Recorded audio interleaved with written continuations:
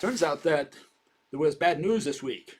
The Chinese or the Germans, one of those communist countries, uh, they attacked the American empire, a premeditated attack.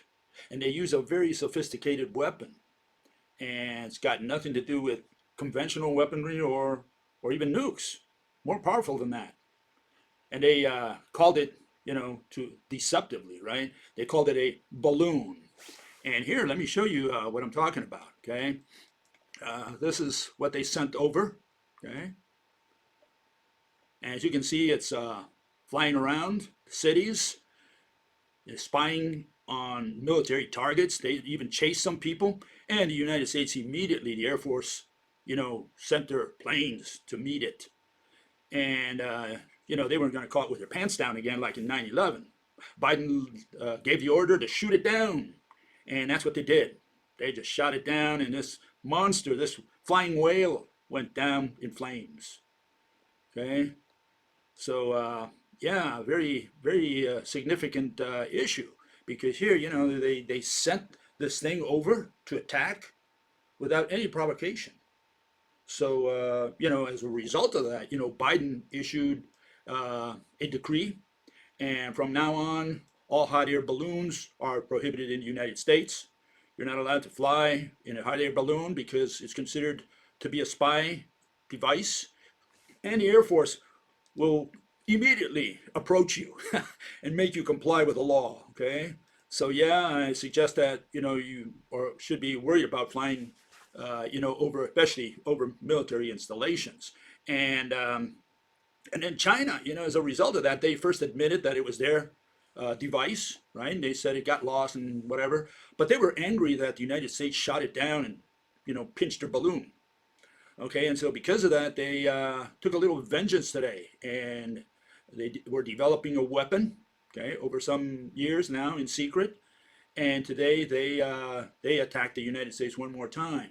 But this time, I got some footage, exclusive footage from my comrades over there in China, and this is what they sent me. Okay, I just want you to see this.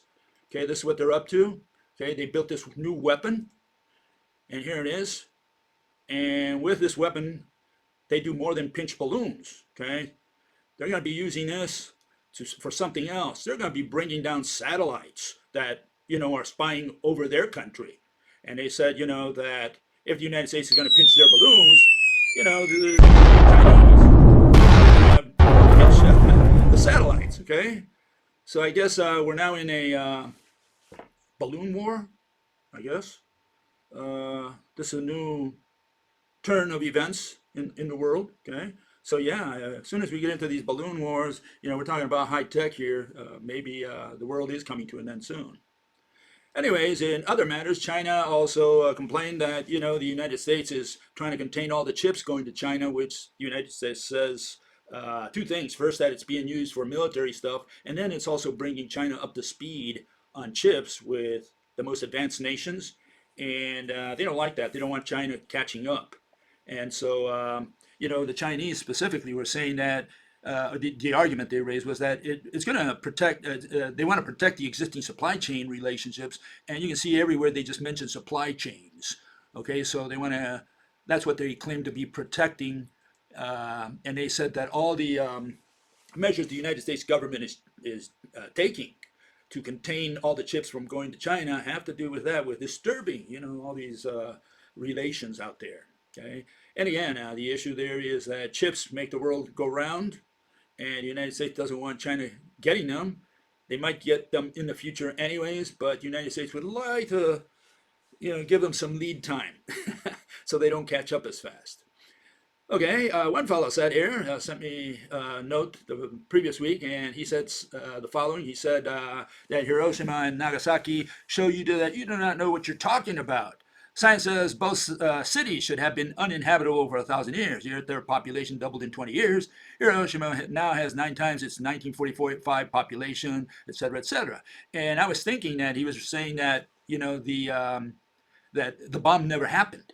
And he wasn't referring to that. He clarified this time around that this is what he was talking about. He said, I did not say people did not suffer radiation poisoning after being bombed in Hiroshima or Nagasaki. Obviously, people suffered from the bomb, okay? I said that the bombing of those cities did not make them uninhabitable for 1,000 years, like the science told us.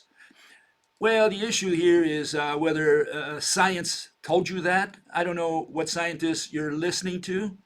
You know, I mean, you get a lot of people out there saying things, and they say, well, you can't live in that city because it's been bombed. And I showed the other day how the people were walking the next day in Hiroshima and Nagasaki because they didn't even know what had happened. They didn't know there was a nuclear explosion. They just heard a big boom, okay? And the next day they said, okay, I'm safe, you know, and they just went to work or to whatever activities they had that day. So even the American public was kept, you know, in the dark as to what the United States government had done because they didn't want people, you know, protesting what they had just done. So this was, in a way, a military secret kept from the populations, both in Japan and in the United States. You know, nobody knew at the time that the United States had thrown a weapon, a nuclear weapon. Right? Okay, but another fellow, he does believe that there are no such things as nuclear weapons. And here he is. He says, the bomb footage you showed was stop motion, obviously by the fact that the surrounding clouds did not move or were affected by the blast wave in its radius. Okay, so they look at all these details and they say, oh, look, the clouds did not move. Okay.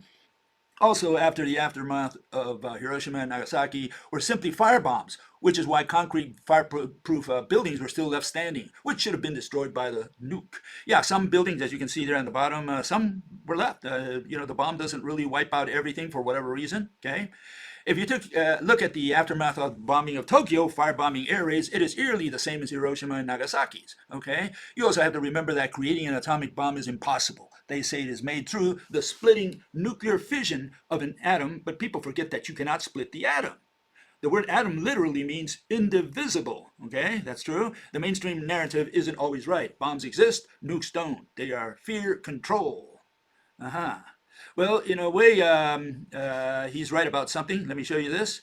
The quantum atom, it can be partitioned, you know, the hydrogen atom, because it's made out of two particles. Okay, so you can remove, you know, the electron. I guess you're breaking the atom, you're parting the atom, you're splitting the atom when you do that. And we do that all the time with ionization, you know. Under the rope model, yes, you cannot break the atom up. Okay, you cannot chop it into pieces because it's made of gazillions of threads that make up the proton, and it's encapsulated by the gazillions of threads that weave the membrane that encapsulates the proton. So good luck with trying to break that into pieces, okay? So that's one issue, but the other issue you should be aware of is that in the case of even of the quantum atom, you know, you're talking about uranium. Uranium, you got to think of uranium as 92 hydrogen atoms plus some extra neutrons there. It's got 235, 238, depending on the isotope, okay? But yeah, what they're saying is you've got this bundle of balls, even under the quantum model, right? You have all these bundles of balls. Each one you can think of as a hydrogen atom and neutrons, etc. And when that thing explodes, you know, all these balls, yeah, they break apart. And so that is the chain reaction that they talk about, okay? So yeah, you can split the atom, okay, depending on what atom, okay? And it's got to be one of the, even under the rope model, only the hydrogen atom is unsplittable. Anything made, you know, the higher atoms, anything made of two hydrogen atoms or more, that can be split up, no doubt about it. Well, so in that sense, we're in agreement with quantum mechanics as far as that issue is concerned, okay? Paul also says the following. He says, the reason why those cities weren't habitable was because of the living conditions due to the firebombing. No houses and no food from the destruction, not radioactivity. Once the cities were able to work their way up and rebuild again, it was ready for people to start moving back in. And again, all I can tell you is that they did not leave the city because people weren't aware it was a nuclear explosion. I don't even think the Japanese government knew at the time until they figured it out, not the next day at least, that what had happened was a nuclear explosion. Maybe some did, I don't know, you know, but the people didn't know. They thought it was just war and there was a bombing and a lot of people got killed and that's all they knew. And they just went to work or whatever activities they had the next day. But more important than that, this is what you should look at, okay? And here's a listing of the cities that the United States bombed using conventional bombs, okay? And here it is. You can see 6 main cities there. Yokohama, Tokyo, Nagoya, Osaka, Kobe, and Kawasaki. Those were the six main cities, the biggest cities in Japan. I think they still are, some of those at least. And you can see all the other cities that they bombed and what percentage of the area was destroyed. And you will not see Hiroshima or Nagasaki on the list. And here's something that I want to show you here. It's what the city looked like, Hiroshima looked like before they dropped the bomb. Here it is.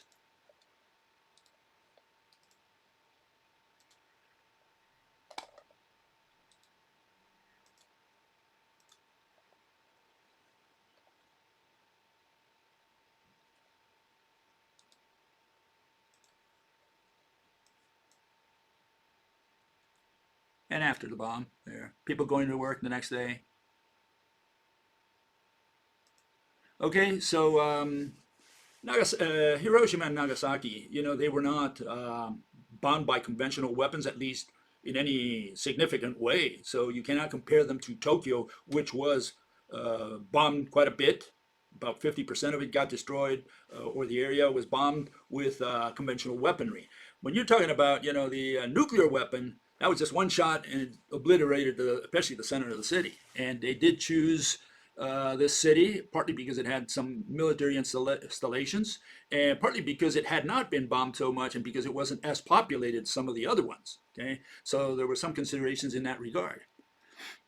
Okay, but if you want to look at damage done by radiation, which you don't believe exists, like nuclear weapons, or I guess uranium or radon or some of those radioactive elements. I don't know if you believe in any of those either. I think it was William Röntgen in Germany who 1895 who discovered this radiation. Okay, and these are some of the people who worked with it originally, and they were the Curies. Okay, their family, and all of them died from cancer related to their exposure for so many years in their labs to radiation. Okay, and here are the Curies. Okay, Pierre and Marie Curie, and their daughter, which was Irene, and her husband, and all of them except Pierre died from cancer related or radiation related, you could say, diseases. Pierre would have died of radiation disease if he wasn't stepped over by a carriage. So he died in an accident, but he probably was glowing in the dark as well. Okay, and then the other one that you might want to consider researching, if you don't believe that nuclear weapons are possible, here's the case of these two fellows, Harry Daghlian and Louis Slotin, and they were handling the Demon Corps. Okay, over there in Los Alamos when they were building the bomb, and this was after they dropped the bomb over Nagasaki, especially, right? A couple months later. And they had a little accident, nuclear accident over there, and the fellow on the left, Harry, he died within a month, and the other fellow went a few months later, had a similar accident, and he died like 9 or 10 days later from radiation. So yeah, you don't want to have radiation touch you. Okay, you might not believe in radiation and nuclear bombs and all that stuff. Think it's a hoax. It's just what the powers that be use to scare the hell out of people. I'd advise you to do a little more research on that subject, okay?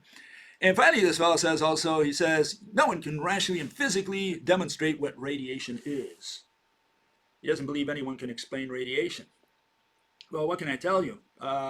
This is quantum mechanics version, especially of radiation coming out of a bomb, how a bomb works, okay, in general terms, okay? And this is their version. Okay, you have this chain reaction, and not only does it spit out radiation, whatever radiation is, which is what this fellow is asking, it's also shooting out neutrons. Okay, and so you have radiation from neutron radiation, you can call it, and light radiation, some kind of radiation involving frequency and wavelengths and that sort of thing. Okay, what's the problem with this? Well, here I have synthesized it. You can see these are the atoms that they use to mimic, to simulate radiation. Okay, and those things that are being thrown out, those curlicues, well, those are some of that radiation. They just paint them as curlicue, and you say, what are those? What's coming out of them? And is the atom fabricating this every second out of what? Out of nowhere? There's out of space, empty space. How is the atom fabricating all these photons and waves and wave packets? From where? From the center of the atom, like it's an inexhaustible supply in there of beans, of balls, of grains of sand. Is that what it is? And here you see the waves, okay? And so you can see how just a normal any group of atoms. This is what you would see if you had God's eyes, okay? And the atoms there are still, you have that electron rolling around, okay? The nucleus falling from one orbital to another energy level to another energy level, or rising. And by doing so, they emit these waves, and all these waves, they form that radiation, that word called radiation. And so this fellow says, we don't know what radiation is, okay? We cannot explain it. Well, yeah, quantum cannot explain it, because what you're staring at, all those waves, those are vectors. Those are mathematical vectors, and a vector just has magnitude and direction, and its direction is perpendicular to the direction of travel of the whole wave. So what you're staring at is just a bunch of numbers with direction, if you can make sense of that. And part of the process also in the case of nuclear explosion is, you shake this and you have much higher frequency of those same waves. And here I've tried to imitate that. Here it goes. You can see they go faster, okay? And what I mean by that is the wavelengths are shorter, so you get into the gamma region, gamma rays as they call them, okay? And yeah, this is essentially what a bomb does. It just, as far as radiation is concerned. There's also the neutron radiation. Here I'll try to imitate that, simulate that. They shoot out all these neutrons as well. So you have two kinds of radiation. You could say the electromagnetic radiation and the neutron radiation, which are kind of like little balls, okay? And that's what's going through you at high speeds, at high frequency, high velocity. And that's what essentially radiation is in the world of quantum. The problem with all that, again, is the quantum atom.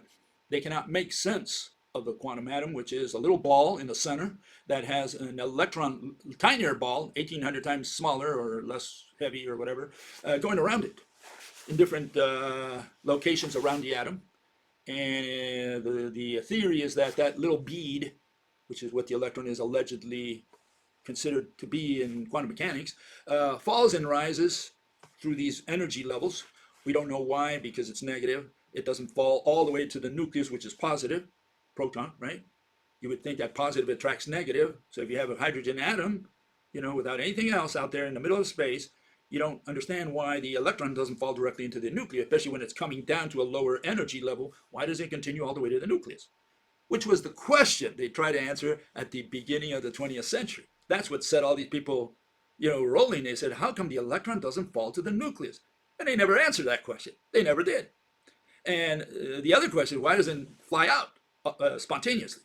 They never answered that question either. So we have no idea why this electron bead falls and rises, falls and rises. Okay, that's the issue. Well, under the rope model, obviously, we have a different interpretation of what a nuclear weapon is. It looks more or less like this. And again, it shows you that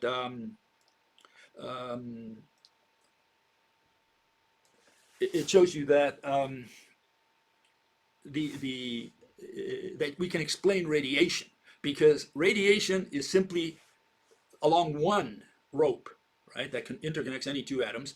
You have torsion, and that's constantly torquing, and the rope is constantly torquing. And then if you take the aggregate, all that, that's what we call radiation. So we do have an explanation for radiation. So does quantum mechanics. They do have an explanation. We do know, we can explain, we can describe, I guess, what radiation is. The problem with the quantum version is that, again, they're atom. And that's where we differ from them. Here's our atom, okay? Okay, these are atoms, and they're expanding and contracting. And what you're looking at is essentially the electron shell that's expanding and contracting. And by doing so, it torques the rope. What happens during a nuclear explosion? Well, things get a lot faster. And here, let me show you. Let me put this up here. So now you can see what's happening. It goes much faster, okay, or higher frequency, as they call it. The ropes are torquing at a higher rate, and the atoms are pumping at a higher rate. And because of that, the links in the ropes are shorter. And that's why you get into the gamma range and X-ray range and all these other good stuff. And according to the rope model, it also shoots out, all these neutrons, because you're talking about what you're really referring to here is the uranium atom that's being split apart. So we have no problem with that. So we have no contradiction with quantum mechanics in that sense. Okay. So let's get it straight. What we have is an atom, and an atom is a membrane, the electron shell that encapsulates the proton star made out of every thread of coming from every atom in the universe. Okay, and any two atoms are connected by a rope, which is made of two threads. And what the atom does, expand and contract, and by doing so, it torques the rope. The aggregate of all of that motion is what we call radiation. Okay? So we do have an explanation. Quantum has an explanation. We just don't accept the quantum version because they cannot illustrate a hydrogen atom, the simplest of atoms. We don't expect them to illustrate a 92 proton uranium atom. Just one hydrogen atom will do, and they can't do that. What are they going to illustrate? A proton with a little bead going around it, which is what everybody illustrates out there. And then the quantum mechanics tell them at the end, well, by the way, that's not our atom. So we spent 2 hours working with this atom, and then at the end of the show, they say, well, that's not our atom, by the way, it's not our atom. Okay, so here, let me tell this fellow, especially, what to expect if a bomb is thrown, okay? And here you will see how people react. It comes from a movie. This is Hollywood, right? But how people react when there is a nuclear explosion, or when one is about to fall, okay? Here it goes. This is what people do. They go to the store, that's what they do. And they all look for what? Food. Okay, food, that's the issue. And they kill each other for food. They fight if necessary. Everybody just wants to grab a piece of the pie when a disaster's coming your way, okay? Okay, so let's make sure we understand that nuclear war, okay, that's what it triggers. Triggers people to behave like animals, like what we are in reality, okay? The only thing keeping us decent is the law and the police. Otherwise, I'm not sure we would have a decent world out there. We would be going back like 2,000, 3,000 years, where it was the law of the strongest. And here, let me show you something else, which I want to share with you, okay? And this is also taken out of Hollywood, but it gives you an idea what to expect if a bomb is thrown. Hopefully it never does get thrown, but we don't know what the powers that be will do, okay? There is the possibility. Whether there is the probability, that's a separate issue. But the possibility is definitely there. You don't know what these people might do, okay? But here it is, 1 minute. I want 1 minute of silence from you, okay, so that you can see all these images and hear the news and the noise, so that you can get an idea of what to expect if a nuclear weapon is thrown. Here it is. Listen carefully.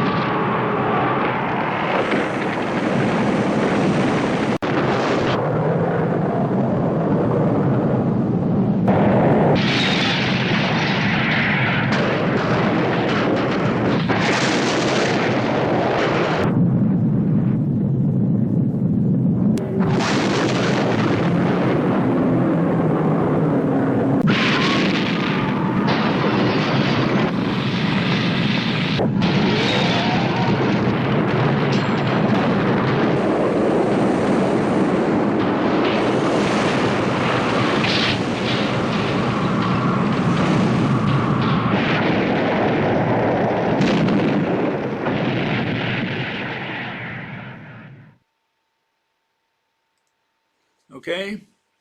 Now, yeah, that was made in Hollywood. We know, and like someone said, those are scary cartoons. Yeah, they're scary cartoons, but keep in mind that that's what you can expect in real life from nuclear weapons. If you don't believe in nuclear weapons, I can't help you any further, but better do some research on what nuclear weapons can do. And I keep saying that if one country, whoever, throws one nuclear weapon, even a dirty bomb or whatever, that's it. I think everybody's going to start pressing those red buttons, and it's going to be a button war. Okay, and I don't know. We might recover in the sense that yeah, someone's going to survive, no doubt about it. But it's like I think it was Khrushchev who said, "The living will envy the dead." Okay, a fellow says, I'm a rationalist. He says, Bill, read about what happened to da-da-da-da-da and mentions a whole bunch of people. That is why I'm a nationalist. Women, children, babies, that is what we're fighting for. Not high-minded principles or economics or utopian society. I care about my ethnicity for the same reason that you care about your family, genetic similarity, or feeling ingrained in by nature. I will support any group that is in our interest. I will use realistic means to achieve objectives. These means are primarily educating yourself, becoming upwardly mobile, developing a network of connections, having many children, proliferating new ideas. Okay, what can I say?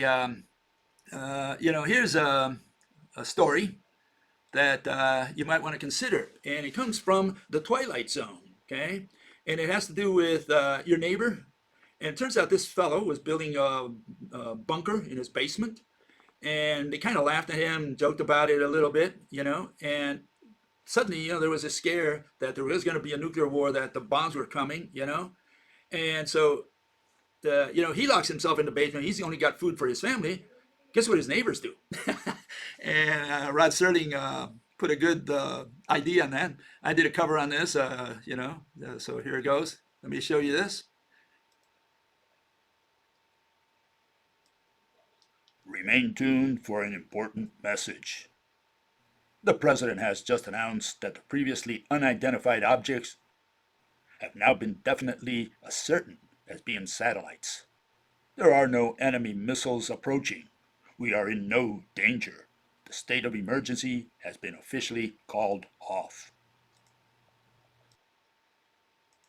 Okay, that's how your neighbors are going to react. So don't worry about the Chinese or the Indians or the Russians. Worry about your next door neighbors. Those are the ones who are going to be coming knocking at your door. And this is what Serling has to say as I guess the moral of the story. Listen to this. This is what he says. Again, I did a cover on this. Damages? One of them is finding out what we're really like. When we're normal. The kind of people we are just underneath the skin. I mean, all of us. A lot of naked, wild animals who put such a price on staying alive that they'll claw their neighbors to death just for the privilege. Okay? That's when we find out we are animals, and we think like animals when things get rough. As long as government's there to keep us, decent, but once there's no food and there's no protection, someone will try to take the upper hand, and there will be no posse, no Texas Rangers coming to save you or anything like that, the Marines. No, once that happens, you're on your own. And at that point, you're going to fear everyone who comes near you. You had better fear him, even if yesterday he was your best friend. So all I can say is that's the way you got to look at this, okay? And this is what I suggest to this fellow, okay? You have two kinds of people, maybe. Some are hermits, and I think they're a minority, even though today there are probably more people becoming hermits and less social animals, party animals. Fight for freedom, fight for the flag, for apple pie, fight for the nation, race, objectives. Having children today in this day and age, I don't know what this fellow has going through his mind. What's he trying to do? Populate the desert or what? It's too abstract. And all I'm suggesting that you keep it real. Fight for yourself. Fight for your loved ones. Okay? And that's different than fighting for what objectives, he said? I had objectives a long time ago. Fortunately, I wised up, got out of my objective. Today, I have no objective except to die. That's my only objective. But, fighting for apple pie and the flag and all that stuff, and the suffering of other people on the other side of the planet, well, again, if you're not Jewish or Palestinian, don't get involved in Israel. If you're not Armenian or Azerbaijani, don't get involved in that war. And if you're not Pakistani and Indian or Indian and Chinese, don't get involved in those wars either. You got nothing in common with those people. You just worry about what's around yourself. Drink your beer, have a good time, play golf, whatever you do, enjoy life. Okay.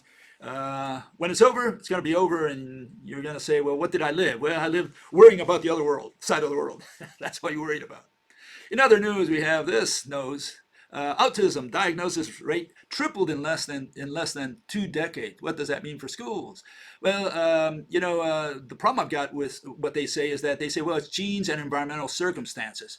They have this idea that it's got to do with environment and food you eat and stuff like that, and they give genes, lip service. They say, yeah, genes also.